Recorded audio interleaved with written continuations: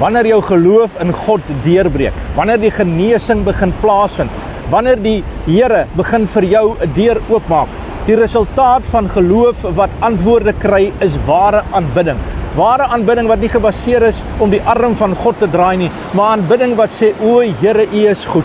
O Here, U is my bron. Jesus, U is my lig en my heil en my redder. U is een wat vir my alles gee. U is die lelie van die dale. U is die soetroos van Saron.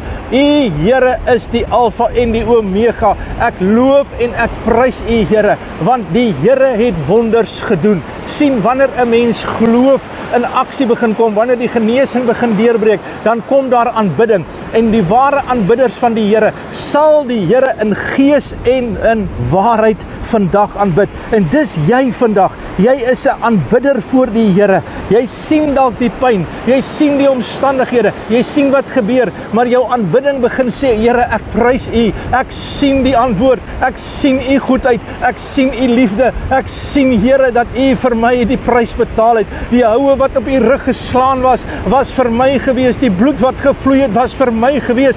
Die woorde wat U gesê het, Vader, vergeef hulle, want hulle weet nie wat hulle doen nie, was vir my gewees. En Here, U het opgestaan en U het gesê, U kom weer terug. En U het dit gedoen vir my. Ek dank U, Here, daarvoor. Dis wat aanbidding sê, en dis wat geloof sê. Ons wandel in 'n dimensie van die bonatuurlike, want God is ons bron en ons antwoord vandag. Habakuk 3 vers 17 en 18 sê, al sou daar die vyandboom nie bot nie, en al sou daar niks anders wees nie, nogtans sal ek die Here aanbid. Nogtans sal ek dit doen, want ek sal dit doen. Ek wil hê jy moet vandag fokus op aanbidding.